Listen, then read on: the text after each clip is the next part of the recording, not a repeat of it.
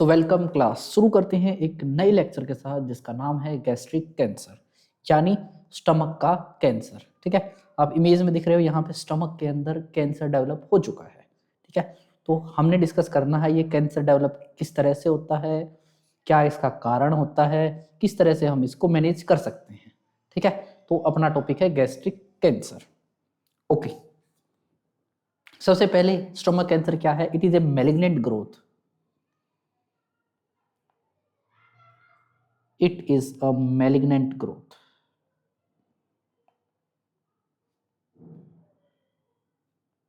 ये क्या है? मैलिग्नेंट ग्रोथ है किसकी? ऑफ म्यूकोजल सेल्स,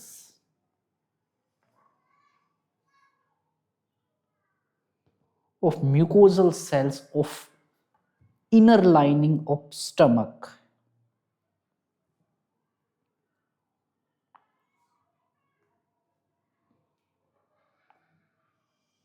स्टमक की इनर लाइनिंग की। ठीक है, तो स्टमक अपने को पता है भाई, स्टमक का डायग्राम बात कर लेते हैं एक बार। स्टमक का डायग्राम देख लेते हैं जी। ये देखिए, ये है आपके स्टमक का डायग्राम। देखिए, ओके, तो ये होता है आपका स्टमक जिसके अंदर फंडस है, बॉडी है, एंट्रम है, दो स्पिंटर होते हैं, एक पाइलोरिक स्पिंटर, एक कार्डियक स्पिंटर। जो पाइलोरिक वाला रीजन है उसको पाइलोरिक रीजन बोलते हैं। पाइलोरिक रीजन जस्ट अब होता है एंट्रम। ठीक है, कार्डियक वाला कार्डियक रीजन बोलते हैं। ठीक है, तो ये है आपका स्टमक। ठीक है, कोई डाउट? No doubt. ओके, अब बात करते हैं स्टमक कैंसर सबसे ज्यादा किस टाइप का पाया जाता है। तो मैंने डेफिनेशन में लिखवा दिया है, एक मैलिग्नेंट ग्रोथ है म्यूकोजल सेल्स की। तो म्यूकोजल सेल क्या है? एक टाइप के ग्लैंडुलर सेल्स है जो म्यूकस प्रोड्यूस करते हैं। तो ठीक है, तो ये मोस्ट कॉमनली एडिनोकार्सिनोमा प्रेजेंट हो सकता है। ठीक है, तो जो स्टमक कैंसर होता है ये मोस्ट कॉमनली होता है adenocarcinoma. This is most common adenocarcinoma, यानी ऐसा कैंसर जिसके अंदर ऐसे सेल ज्यादातर इन्वॉल्व होते हैं जो ग्लैंडुलर इन नेचर में हो, जो ग्लैंड्स के नेचर में हो। ठीक है, उसको बोलते हैं एडिनोकार्सिनोमा। ठीक है, स्टमक के अंदर भाई ऐसे सेल बहुत ज्यादा प्रेजेंट होते हैं जो म्यूकस प्रोड्यूस करते हैं, क्योंकि स्टमक के अंदर एक थिक लाइनिंग की जरूरत होती है इंटरनली, क्योंकि स्टमक के अंदर होता है एसिड। ठीक है, तो उस एसिड को होल्ड करने के लिए स्टमक की इनर लाइनिंग काफी स्ट्रॉन्ग होती है। स्ट्रॉन्ग किस वजह से होती है? क्योंकि म्यूकस की वजह से होती है। म्यूकस कौन प्रोड्यूस करता है? Mucus producing cells. और उन्हीं सेल में अंदर अगर कैंसर डेवलप हो जाए तो उसको बोलेंगे एडिनोकार्सिनोमा। ठीक है, ये चीज। अब बात करते हैं इसकी इंसिडेंस की, कि किसके अंदर देखने को मिलता है। तो वही अभी तक जितने भी कैंसर पड़े थे सभी के अंदर क्या था भाई? मोस्टली मेल्स के अंदर देखने को मिलता है। ठीक है, मेनली इन मेल्स। अब मेल्स में भी अगर हम बात करें भाई किस एज के मेल्स के अंदर ज्यादातर ये देखने को मिलता है, तो ज्यादातर कैंसर हमेशा ओल्ड एज के अंदर देखने को मिलते हैं। ये है इसका इंसिडेंस। ओके, अब बात करते हैं इसकी क्लासिफिकेशन की। ठीक है, अब बात करते हैं इसकी क्लासिफिकेशन।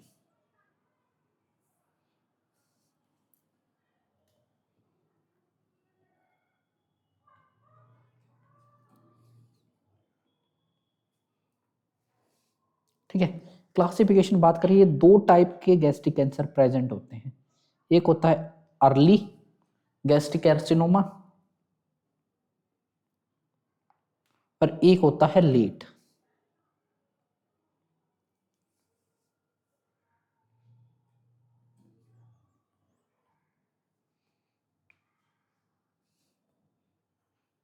Early and let. ठीक है, early gastric cancer and let gastric cancer. ठीक है, अब अर्ली का मतलब किसको कहेंगे और लेट किसको कहेंगे? तो भाई अगर कोई भी कैंसर केवल म्यूकोजा और सब म्यूकोजा तक ही लिमिटेड है तो वो है अर्ली। और वहीं अगर वो मेटास्टेसाइज कर चुका है अपने आसपास के एरिया के अंदर तो उसको बोल देंगे लेट। बस सिंपल सी बात है। ठीक है, तो बोलेंगे अर्ली मतलब लिमिटेड टू म्यूकोजा एंड सब म्यूकोजा, म्यूकोजा एंड सब म्यूकोजा, अगर ये लिमिटेड है म्यूकोजा और सब म्यूकोजा तक, ठीक है।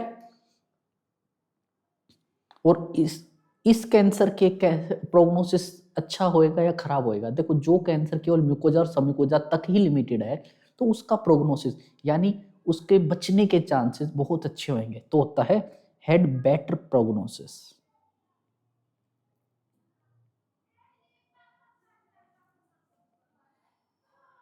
ओके, अब बात करते हैं सेकंड टाइप का कैंसर जो है लेट गैस्ट्रिक कैंसर। तो यहाँ पे म्यूकोजा सब म्यूकोजा की बजाय ये मस्कुलरिस को भी क्रॉस करके आसपास मेटास्टेसाइज हो चुका होता है, ठीक है। तो यहाँ पे ये क्या होता है, क्रॉस लेयर्स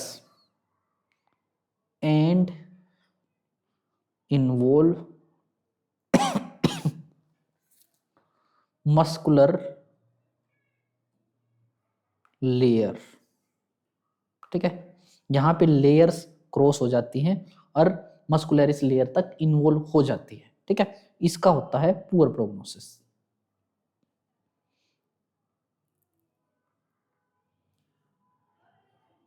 ठीक है, क्योंकि ये कैंसर हो जाता है मेटास्टेसाइज्ड, ठीक है, आसपास के टिश्यूज के अंदर मेटास्टेसाइज हो जाता है लेट गैस्ट्रिक कैंसर। ओके, अब बात करते हैं इसके मेटास्टेसाइज की, ठीक है। अब बात करते हैं इसके मेटास्टेसिस की, ठीक है। Now we talk about metastasis of gastric cancer.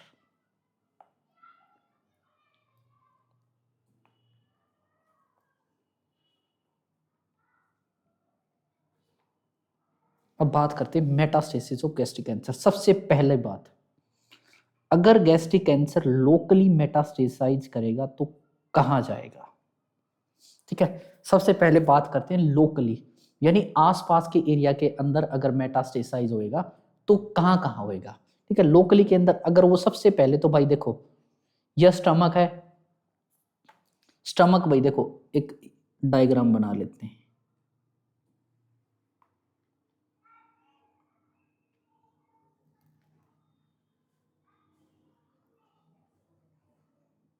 ठीक है। ये स्टमक होता है, स्टमक की अपने को पता है भाई 3 लेयर होती है।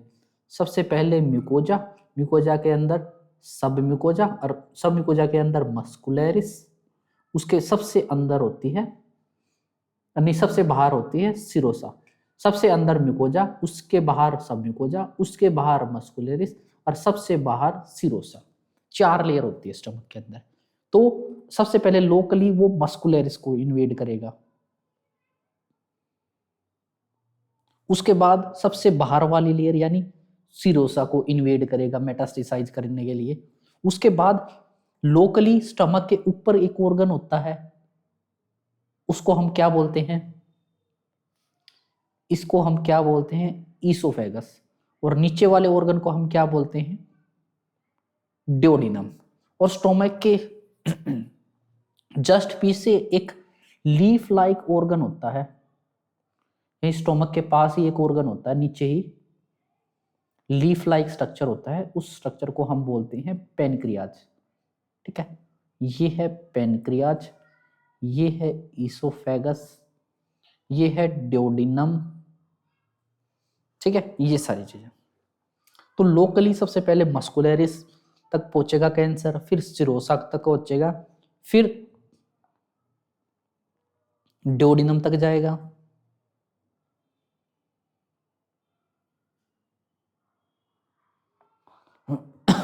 उसके बाद नीचे ये जा सकता है पेनक्रियाज तक,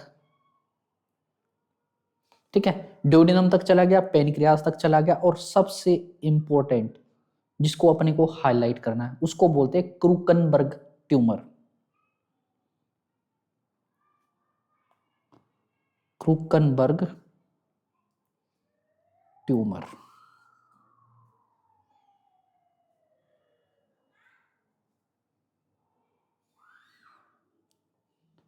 अब ये क्रूकनबर्ग ट्यूमर क्या है भाई, ये क्या है, जब कैंसर, गैस्ट्रिक कैंसर अपने नीचे दोनों साइड ओवरी को इन्वोल्व कर लेता है तो उस ट्यूमर को बोलते हैं क्रूकनबर्ग ट्यूमर, यानी बाइलेटरल ओवेरियन मेटास्टेसिस।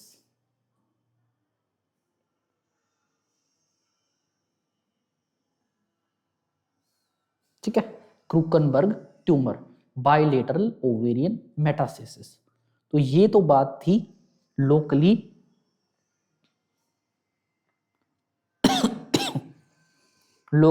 मेटास्टेसाइज होने की।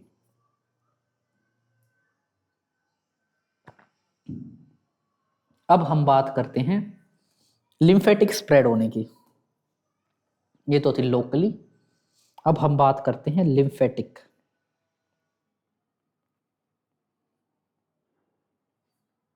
अगर कोई भी गैस्ट्रिक कैंसर लिम्फेटिक वे से, लिम्फेटिक सिस्टम के द्वारा मेटास्टेसाइज होता है तो वो कहाँ पे और कैसे मेटास्टेसाइज होएगा? तो ये लिम्फेटिक कोई भी गैस्ट्रिक कैंसर सबसे ज्यादा मेटास्टेसाइज होता है, सबसे पहले इंपॉर्टेंट चीज है ये मेटास्टेसाइज होता है एक नोड के पास, एक लिम्फ नोड के पास, और उस लिम्फ नोड का नाम होता है विर्चो नोड। उस लिम्फ नोड का नाम होता है विर्चो नोड। ठीक है, विर्चो नोड तक। और इसका विर्चो नोड का दूसरा नाम भी होता है, इसकी लोकेशन की वजह से इसका नाम होता है सुप्रा क्लेविकुलर नोड।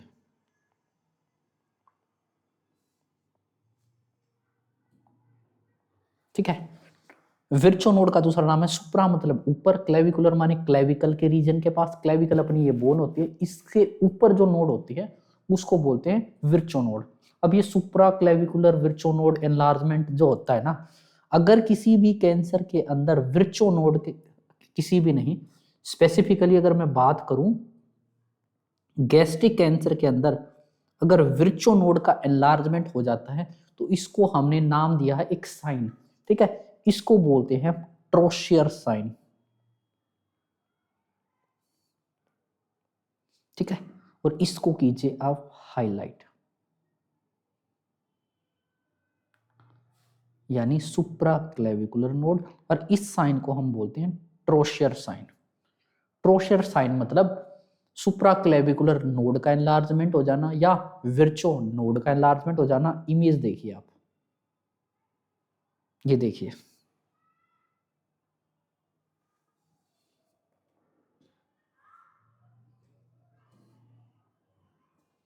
ठीक है, this is the ट्रोशियर sign.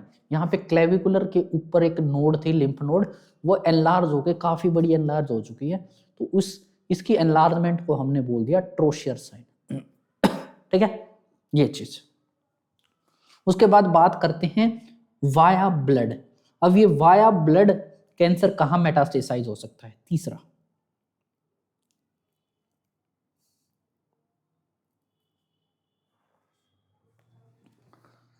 Stomach के अंदर कैंसर था तो स्टोमक के अंदर कैंसर से कैंसर के सेल वाया ब्लड कहाँ पे मेटास्टेसाइज होंगे? तो देखो, ब्लड के रास्ते से कैंसर के अंदर वीनस जो ड्रेनेज होती है ना, पूरे जीआईटी सिस्टम की, पूरे के पूरे जीआईटी सिस्टम की एक ही जगह सबसे पहले ड्रेनेज जाती है, वो है लीवर, और लीवर के बाद वो हट जाती है। इसको बोलते हैं हम एक साइकिल। कौन सा? Hepatic portal circulation. ठीक है, इस सर्कुलेशन को बोलते हैं हिपैटिक पोर्टल सर्कुलेशन की वजह से सारा का सारा जीआईटी का ब्लड, वीनस जो रिटर्न है, वीनस ब्लड है, वो ब्लड पे वो हार्ट के पास जाने की बजाय पहले लीवर के रास्ते जाता है। ठीक है, उसको बोलते हैं हिपैटिक पोर्टल सर्कुलेशन, आपने कार्डियो में पढ़ा होगा। ठीक है, तो वाया ब्लड ये जाता है सबसे पहले कैंसर के सेल्स लीवर में। ठीक है, ये भी है इंपॉर्टेंट।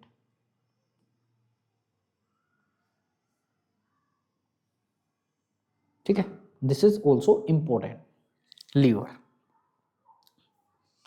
अब हम बात करते हैं site. Now we talk about site, कि गैस्ट्रिक कैंसर किस साइट पे ज्यादातर प्रेजेंट होता है। तो देखो, यहां पे पूछा जाता है सबसे पहले मोस्ट कॉमन साइट। ठीक है, मोस्ट कॉमन साइट है दो, एक होता है पाइलोरिक साइट,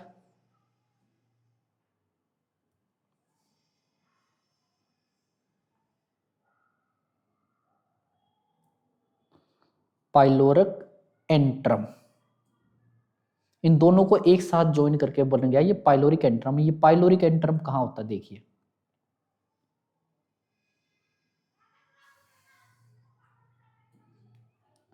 इस लोकेशन पे,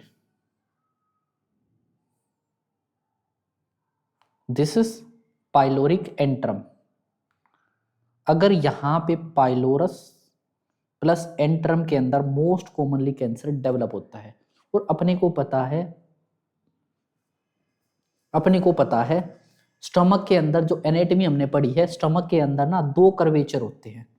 कौन से कर्वेचर? जो ये वाला कर्वेचर होता है ना, इस वाले कर्वेचर को, इसको बोलते हैं हम ग्रेटर कर्वेचर, और जो अंदर साइड वाला कर्वेचर होता है, ये कर्व होता है, इसको बोलते हैं हम lesser curvature. This is lesser and this is greater. अब जो ऐसा कहा जाता है सबसे पहले तो 60% गैस्ट्रिक कैंसर इस लोकेशन पे पाया जाता है, पाइलोरस एंट्रम पे। ठीक है, उसके बाद बात करते हैं कि सेकंड किस साइट पे प्रेजेंट होता है।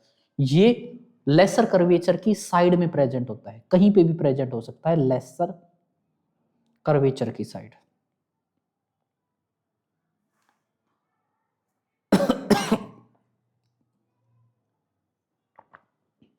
और थर्ड साइट होती है इसकी cardia.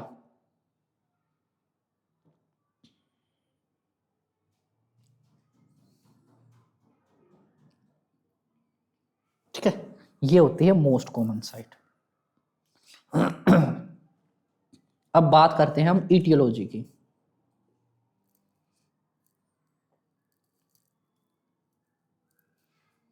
What are the causes and risk factor of developing stomach cancer? देखिए, सबसे पहले हम बात करेंगे स्टमक की ईटियोलॉजी। वो रिस्क फैक्टर जो स्टमक से रिलेटेड है।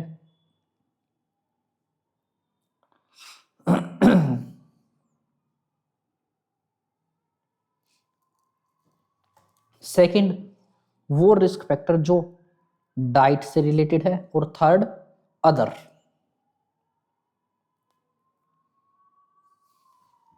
सबसे पहले बात करते हैं स्टमक से रिलेटेड ईटियोलॉजी की। एक bacteria, most commonly most important जो रिस्क फैक्टर होता है वो होता है एच पाइलोराई बैक्टीरिया। ठीक है, आपने गैस्ट्रिक में पढ़ा होगा, जीआईटी वाले सिस्टम में पढ़ा होगा, यही बैक्टीरिया रिस्पॉन्सिबल होता है किस चीज के लिए? पेप्टिक अल्सर के लिए।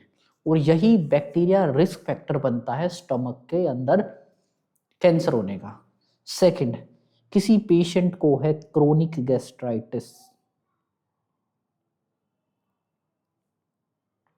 किसी को लंबे टाइम तक गैस्ट्राइटिस है, ठीक है, क्रोनिक गैस्ट्राइटिस है, ठीक है, तो क्रोनिक गैस्ट्राइटिस है, तो क्रोनिक गैस्ट्राइटिस अगर किसी को होएगा लंबे टाइम तक, तो वो भी आगे चल के गैस्ट्राइटिस चेंज हो सकता है कैंसर के अंदर।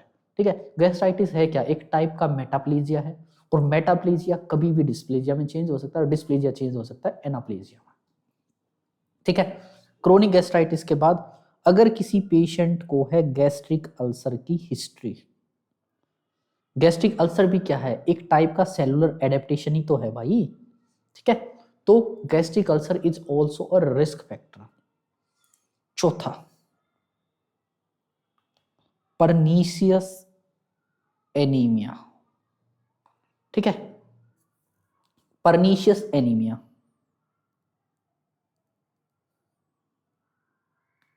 अब ये परनीशियस एनीमिया क्या होता है? विटामिन B12 की डेफिशिएंसी की वजह से अगर किसी को एनीमिया होता है तो उसको बोलते हैं परनीशियस एनीमिया। तो देखो, एक थ्योरी है वो ये कहती है कि अगर किसी पेशेंट को परनीशियस एनीमिया है तो उसके अंदर कैंसर होने के चांसेस बहुत ज़्यादा बढ़ जाते हैं। उसका कारण क्या है? देखो, बॉडी क्या करती है परनीशियस एनीमिया के अंदर, अपने बॉडी स्टमक के अंदर एक स्पेसिफिक सेल होते हैं जो फैक्टर बनाते हैं जिसकी वजह से विटामिन B12 एब्जॉर्ब होता है। और किसी को परनीशियस एनीमिया है तो अपनी बॉडी एब्जॉर्ब नहीं कर पा रही है, ठीक है। एब्जॉर्ब क्यों नहीं कर पा रही है? क्योंकि स्टमक से वे फैक्टर रिलीज नहीं हो पा रहे हैं, ठीक है। तो अपनी बॉडी क्या करेगी, स्टमक को स्टिमुलेट करेगी कि भाई तू वे फैक्टर्स बना, क्योंकि विटामिन B12 मेरे पास नहीं आ पा रहा है। तो लेकिन उस सेल के अंदर तो अबनॉर्मलिटी है, प्रोड्यूस ही नहीं हो पा रहे हैं, ठीक है। तो क्या होएगा, ओवर स्टिमुलेशन की वजह से बॉडी बार बार स्टिमुलेट करेगी कि तू प्रोड्यूस कर वे फैक्टर जिसकी वजह से B12 एब्जॉर्ब होए, ठीक है। तो वहां पे क्या होएगा, ओवर बार बार फ्रीक्वेंट लंबे टाइम तक स्टिमुलेशन होने की वजह से उन सेल्स के अंदर, ठीक है, उन सेल्स के अंदर क्या होएगा, एडेप्टेशन आ जाएगा। और एडेप्टेशन आने से क्या होएगा, वहां पे सेलुलर एडेप्टेशन हो जाएगा। और सबसे पहले तो वो नॉर्मली होएगा, हाइपरट्रोफी हाइपरप्लेजिया, और जब फिर ये अबनॉर्मल हो जाएगा, मेटाप्लेजिया, देन डिस्प्लेजिया, देन एनाप्लेजिया। तो ये भी एक रिस्क फैक्टर बनता है, ठीक है। उसके बाद बात करते हैं हम डाइट रिस्क फैक्टर, जिसके अंदर सबसे पहले alcohol, smoking, alcohol, smoking, high spicy and salty food, ठीक है, high spicy and salty food, ठीक है। अगर कोई हाई स्पाइसी और साल्टी फूड खाता है तो उसके अंदर भी रिस्क ज्यादा होता है स्टमक के अंदर कैंसर होने का। कोई अगर खाता है स्मोकी फूड, स्मोकी फूड जैसे भाई हम नान खाते हैं या हम कुछ ऐसी फूड खाते हैं जिसके अंदर स्मोक से एक्सपोजर होता है, ठीक है, स्मोकी फूड,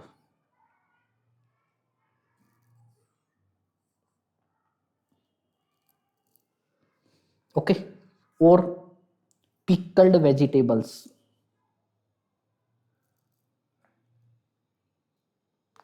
कुछ दुनिया में ऐसे कंट्रीज होते हैं जहाँ पे बहुत ज़्यादा सर्दी पड़ती है, जैसे रशिया है। वहाँ पे क्या करते हैं, जब समर का सीजन होता है उस टाइम पे सब्जियां उगाते हैं और उन सब्जियां को सर्दियों में खाने के लिए पिकल एक अचार की फॉर्म में स्टोर कर देते हैं, जिसके अंदर हाई अमाउंट का सोडियम यूज होता है, नमक यूज होता है।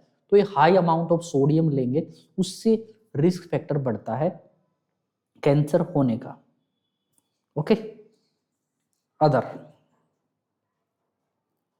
मीट एंड फिश फूड, अगर हम मीट और ज्यादा फिश फूड खा रहे हैं तो ये भी एक रिस्क फैक्टर बनता है स्टमक के अंदर कैंसर होने का, ठीक है। उसके बाद बात करते हैं अदर फैक्टर। तो देखो, अदर फैक्टर एक प्रूवन तो नहीं है, लेकिन ऐसा कहा जाता है जिसका भी ए ब्लड ग्रुप होता है ना, उसके अंदर ज्यादा रिस्क होता है स्टमक का कैंसर होने का, ठीक है। प्रूवन नहीं है लेकिन एक रिस्क है ये, ठीक है। उसके बाद अगर है किसी को फैमिली हिस्ट्री,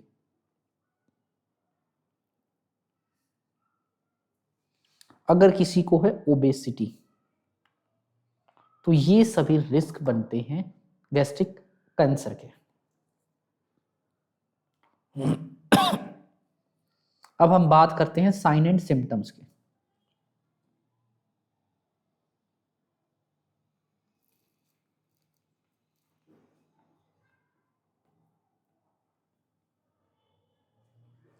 ठीक है, now we talk about the sign and symptoms.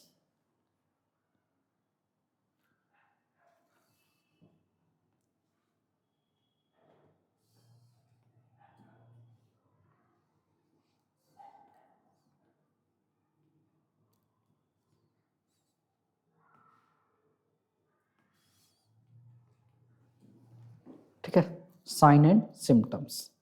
तो देखो, सबसे पहले साइन एंड सिम्टम बात करते हैं अर्ली सिम्टम्स की।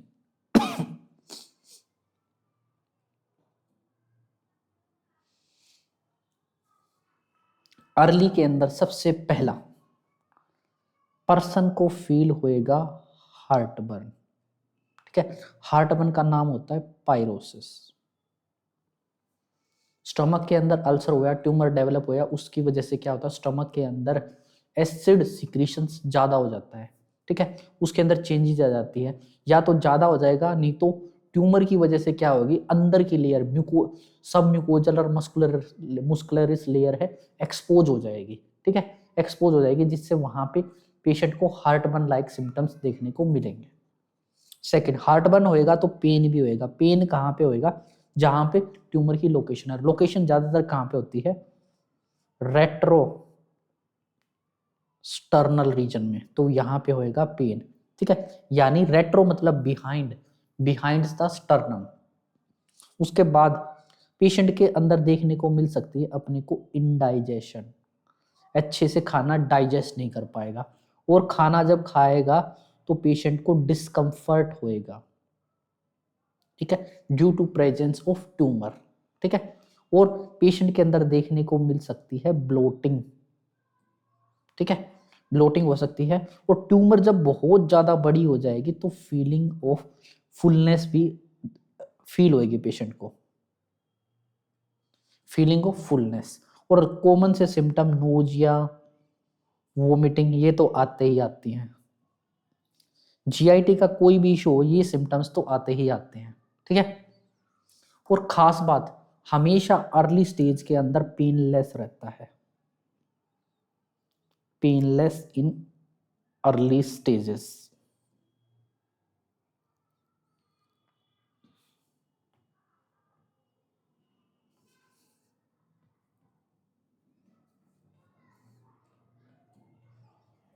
जो गैस्ट्रिक कैंसर होता है वो अर्ली स्टेजेस के अंदर पेनलेस रहता है, ठीक है, अच्छी, ये एक खास बात है, ओके। ये सारे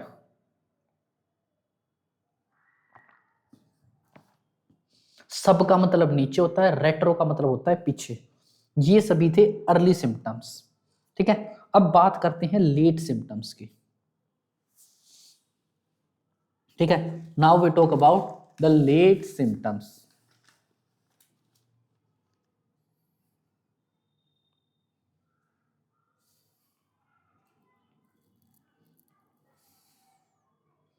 सबसे पहले लेट के अंदर आएगा वेट लॉस, ठीक है, पर्सन का वेट लॉस हो जाएगा, ठीक है, पर्सन का क्या होएगा, वेट लॉस,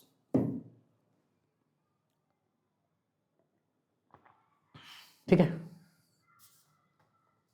और पर्सन के अंदर देखने को मिलेगा एनीमिया। एनीमिया भी कौन सा, आयरन डेफिशिएंसी एनीमिया,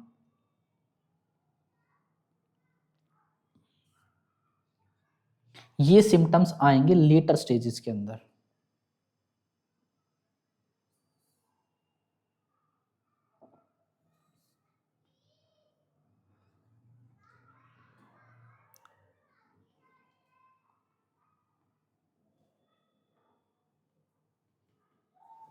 ठीक है। आयरन डेफिशिएंसी एनीमिया एक गैस्ट्रिक कैंसर वाले पेशेंट के अंदर क्यों आएंगे, क्योंकि स्टमक के अंदर जो HCl होता है ना, क्योंकि जो HCl प्रोड्यूस करता है ना स्टमक, वो Fe3+ को Fe2+ में चेंज करता है, और Fe2+ ही अपनी बॉडी के अंदर एब्जॉर्ब होता है, कभी भी Fe3+ एब्जॉर्ब नहीं होता, क्योंकि जो अपना HCl है वो क्या करेगा, Fe3+ को Fe2+ के अंदर चेंज करेगा। इसकी वजह से यहाँ पे क्या होएगा, लंबे टाइम तक HCl के सिक्रीशन के अंदर चेंजेस आने लग जाएंगे, जिससे Fe3+ अच्छे से Fe2+ के अंदर चेंज नहीं हो पाएगा, जिससे आयरन की डेफिशिएंसी हो जाएगी, और पर्सन के अंदर आयरन डेफिशिएंसी एनीमिया देखने को मिल ओके। और जैसे जैसे ट्यूमर ग्रो होएगी, जैसे जैसे ये ट्यूमर ग्रो होएगी, तो पेशेंट के अंदर ट्यूमर पाल्पेट करेंगे ना, तो मास देखने को मिलेगा, ठीक है, पाल्पेबल गैस्ट्रिक मास, ठीक है। ट्यूमर का साइज बड़ा होने की वजह से हम पाल्पेट करेंगे तो अलग से मास फील होएगा, ठीक है। पेशेंट को न्यूट्रिशन डेफिशिएंसी देखने को मिलेगी, न्यूट्रिएंट्स डेफिशिएंसी, ठीक है, क्योंकि स्टोमक के अंदर काफी सारा डाइजेशन का काम होता है, ठीक है। उसके बाद यहाँ पे देखने को मिलेगा ट्रोशियर साइन, अब ट्रोशियर साइन क्या होता है मैंने बता दिया, सुप्रा क्लेविकुलर नोड का एलार्जमेंट। ये सिम्टम कब देखने को मिलता है, जब कैंसर मेटास्टेसाइज हो चुका होता है, यानी लेट सिम्टम है ये, ठीक है। और जब ये ट्यूमर के अंदर से ब्लीड होना शुरू हो जाता है लेटर स्टेजेस के अंदर, कभी कभार क्या होता है ब्लीडिंग स्टार्ट हो जाती है, तो अगर ब्लीडिंग वोमिटिंग के रास्ते से निकलेगी तो उसको बोलते हैं हेमेटेमेसिस, और अगर वो स्टूल के रास्ते से निकलेगी लोअर रीजन से तो उसको बोलते हैं मलीना, हिम हेमेटेमेसिस। और अगर लोअर एरिया से निकलेगी, लोअर जीआईटी से निकलेगी तो उसको बोलते हैं मलीना। ये कब हो रहा है, जब ट्यूमर के अंदर से ब्लीड होना स्टार्ट हो जाए, और ये ब्लीड होना स्टार्ट होता है लेटर स्टेजेस के अंदर, ठीक है। वेट लॉस हो गया, आयरन डेफिशिएंसी एनीमिया हो गया, बस ठीक है। ये थे लेट साइन। अब बात करते हैं डायग्नोसिस।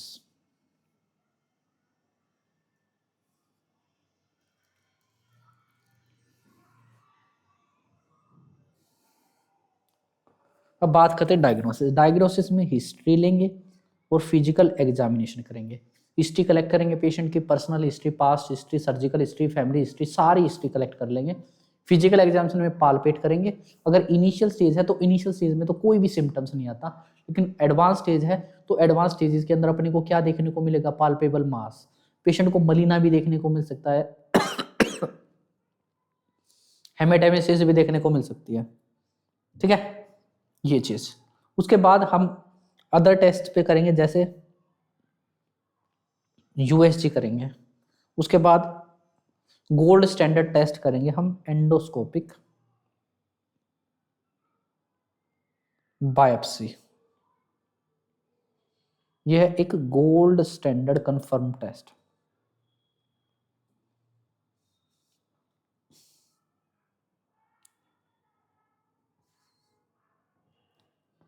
कंफर्मेटरी टेस्ट, ठीक है, एंडोस्कोपिक बायोप्सी, ओके। हम कर सकते हैं barium swallow, barium swallow x-ray. Patient को बोलेंगे बेरियम पी ले, उसके बाद बेरियम सारे एब्डोमिन म्यूकोजा पे चिपक जाएगा, फिर हम एक्सरे उतार लेंगे तो उससे एक अलग से इमेज बन जाएगी, ठीक है। हम कर सकते हैं सीटी स्कैन, जिसके अंदर अपने को स्टेज पता लग जाएगी कि किस किस स्टेज पे है कैंसर। उसके बाद हम कर सकते हैं ट्यूमर मार्कर्स,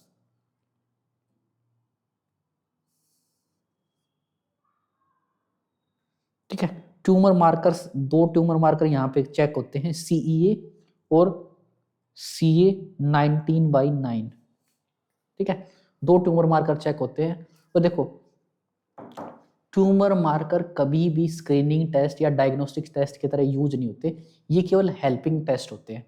केवल ट्यूमर मार्कर से आप कभी भी कंफर्म नहीं कर सकते कि हाँ कैंसर है, ठीक है, ठीक है। तो ये है आपके ट्यूमर मार्कर्स, ठीक है। Tumour markers are never be specific. फिर बात करते हैं हम मैनेजमेंट की।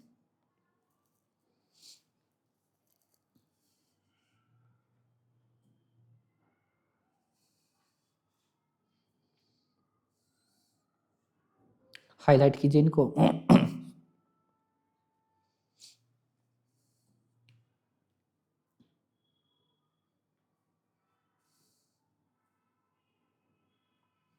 इसको भी हाईलाइट कीजिए।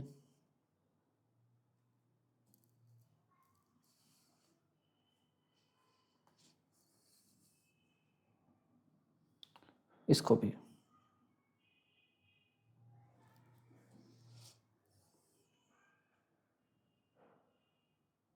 ट्यूमर मार्कर्स भी देख लीजिए कौन से ट्यूमर मार्कर होते हैं, बस।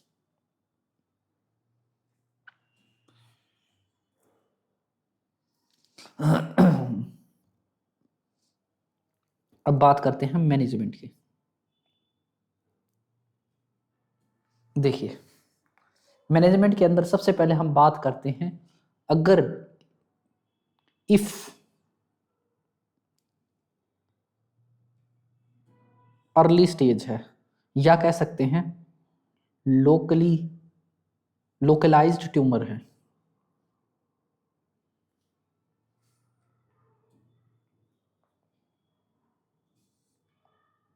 तो सबसे बेस्ट अपने के लिए ट्रीटमेंट रहेगा सर्जरी। अगर अर्ली स्टेज है, कैंसर बिल्कुल, ट्यूमर बिल्कुल लोकलाइज्ड है, छोटे से एरिया के अंदर है, आसपास ज्यादा स्प्रेड नहीं हुई है, ठीक है, लोकली स्प्रेड हुई है, तो सर्जरी इज द बेस्ट। लेकिन इफ मेटास्टेसाइज्ड, तो अपने को क्या करना पड़ेगा, तो हमने को chemo plus surgery plus radiotherapy, तीनों चीजें करनी पड़ेगी, ठीक है। ये चीज, अब बात करते हैं हम कौन सी सर्जरी कर सकते हैं।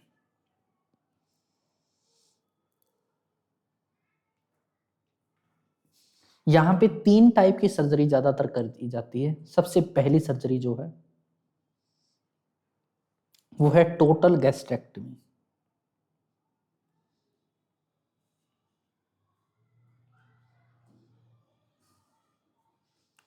टोटल गैस्ट्रेक्टमी, नाम से ही पता चल रहा है पूरे के पूरे कंप्लीटली स्टमक को रिमूव कर देते हैं। यानी ये कब करते हैं, जब ट्यूमर बहुत ज्यादा इन्वॉल्व कर लेता है स्टमक को। यानी कंप्लीट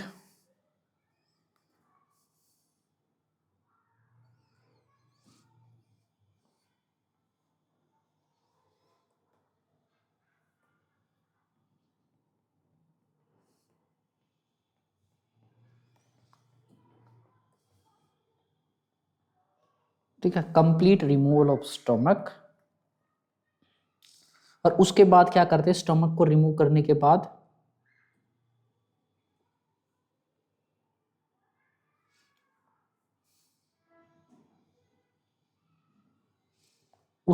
ऐसे तो नहीं स्टमक को ऐसे कैसे छोड़ देंगे, जो ईसोफेगस है उसको ड्यूडेनम के साथ एनास्टोमोसिस कर देंगे। And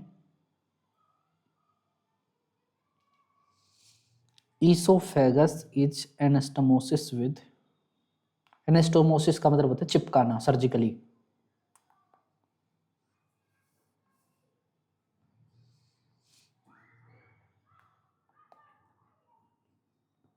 with duodenum.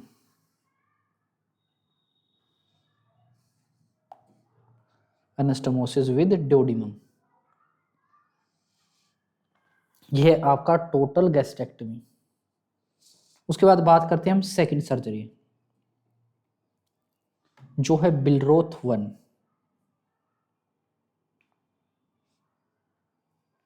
देखिए बिलरोथ 1 का दूसरा नाम भी इंपॉर्टेंट है। इसका दूसरा नाम है gastro ड्यूडेनोस्टोमी।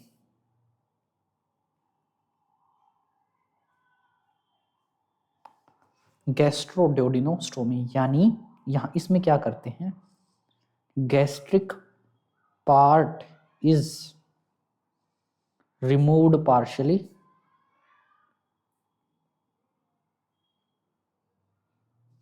Gastric part is removed partially and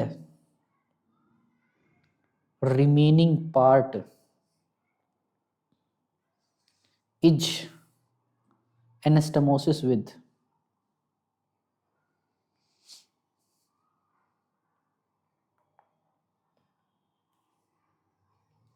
and remaining part is anastomosis with duodenum।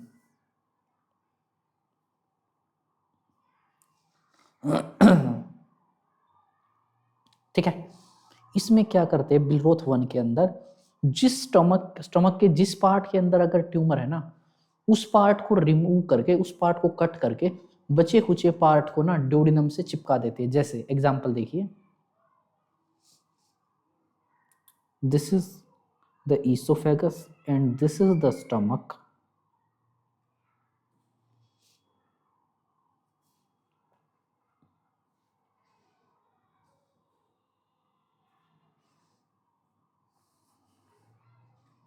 अब ये है आपका स्टमक एंड ईसोफेगस, और ट्यूमर है इस वाले रीजन के अंदर। यहाँ पे ट्यूमर है, तो हम क्या करेंगे, इतने पार्ट को कट कर देंगे, इस वाले रीजन को कट कर देंगे और आपस में उसके बाद जो अपना स्टोमक को वापस दोनों पार्ट को जितना भी बच गया सारे को आपस में चिपका देंगे। इसको सीधा ऐसे डोडिनम से चिपका देंगे। ठीक है, तो ये है गैस्ट्रोड्योडिनोस्टोमी यानी बिलरोथ 1। ठीक है, हमने क्या कर दिया, इसको इसमें चेंज कर दिया। ठीक है, ये चीज। अब है तीसरा,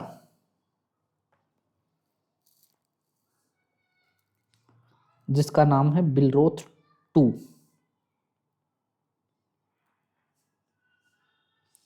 बिलरोथ 2 का दूसरा नाम है गैस्ट्रोजेजुनोस्टोमी।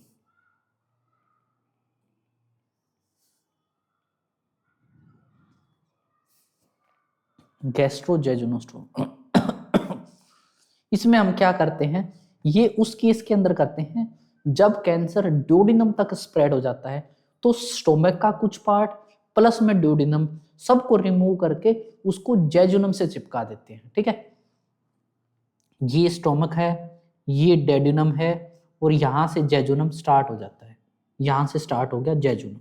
ठीक है, हम क्या करेंगे, स्टोमक का कुछ पार्ट प्लस में सपोज करो यहाँ पे भी ट्यूमर है, यहाँ पे भी छोटी मोटी ट्यूमर है, तो यहाँ वाला सारा हिस्सा, इस हिस्से को सारे को हम कट कर देंगे और इस वाले हिस्से को स्टोमक को जेजुनम से चिपका देंगे। ठीक है, दिस इज गैस्ट्रोजेजुनोस्टोमी। ठीक है, लिख लेते हैं, gastric part is removed and same वही लाइनिंग है, gastric part is removed partially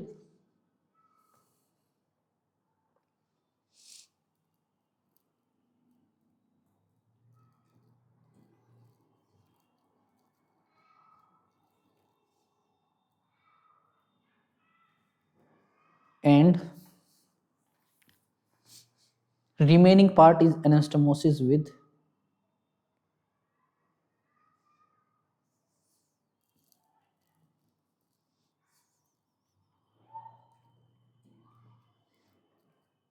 jejunum। बस ये था आपका बिलरोथ 2। ओके, अब ये था सर्जरी खत्म। अब बात करते हैं नर्सिंग मैनेजमेंट की।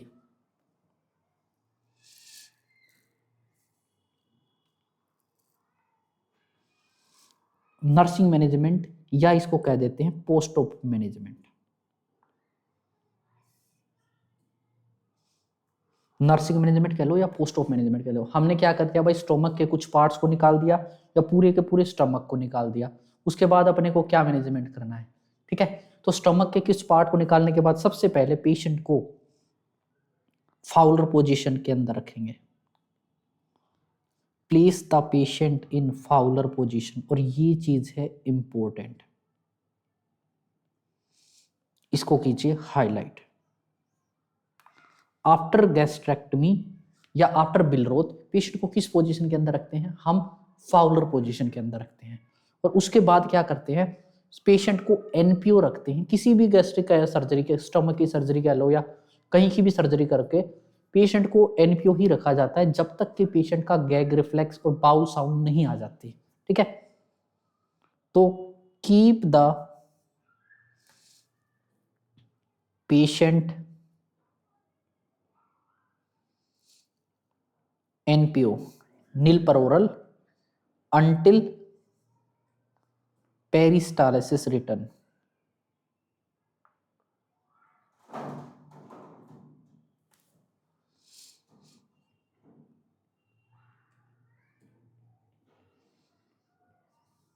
ठीक है, जब तक कि पेशेंट की पेरिस्टालिसिस मूवमेंट्स, जीआईटी की मूवमेंट्स नहीं आती है तब तक पेशेंट को एनपीओ रखेंगे, कुछ भी खाने पीने को नहीं देंगे। और पेरिस्टालिसिस मूवमेंट चेक करने के लिए सबसे बेस्ट साइट होती है राइट लोअर क्वाड्रेंट, वहां पे जहां पे स्मॉल इंटेस्टाइन लार्ज इंटेस्टाइन के अंदर एंटर होती है। ठीक है, और उसके बाद पेशेंट को एक एनजी ट्यूब डालेंगे, आरटी ट्यूब डालेंगे और उसको कंटिन्यूस एस्पिरेशन पे रख देंगे। ठीक है,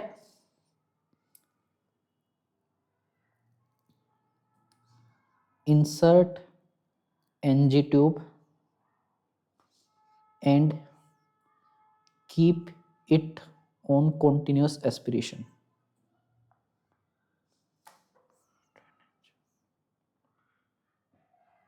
कंटिन्यूस ड्रेनेज पे लगा देंगे उसको वाया ग्रेविटी, ऐसे नहीं कोई मशीन लगानी है, बस उसको डायरेक्ट बैग से अटैच कर देंगे पेशेंट को, ठीक है। और उसके बाद हमने मॉनिटर करते रहना है।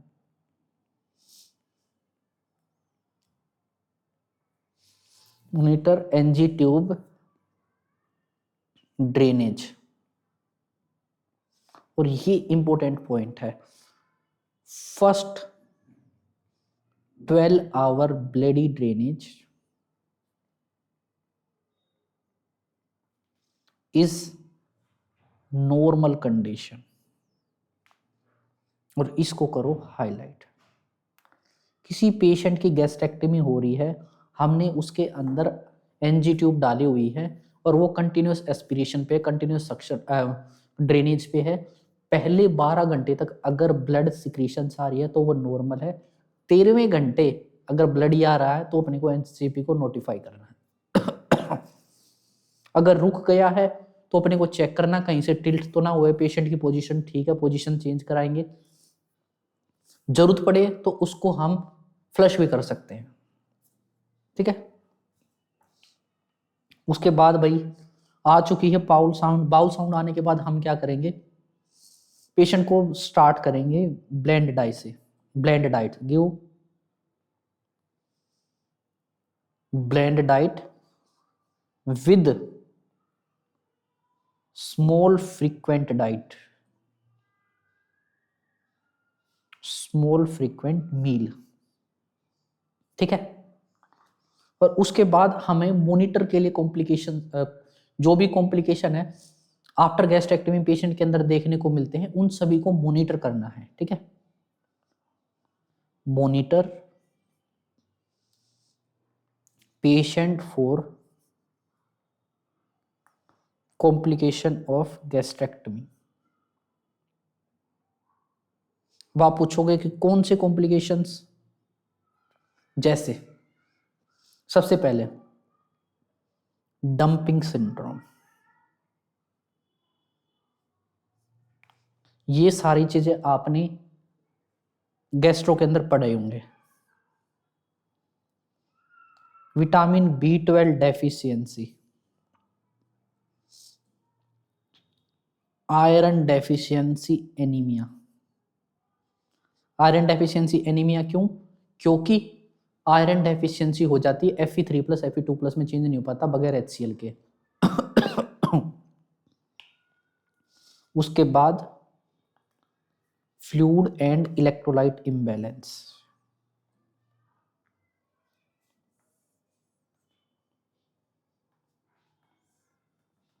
ये सारी चीजें अपने को मॉनिटर कर लेनी है, ठीक है। ये सारी चीजें कॉम्प्लिकेशन है गैस्ट्रेक्टमी की, ठीक है।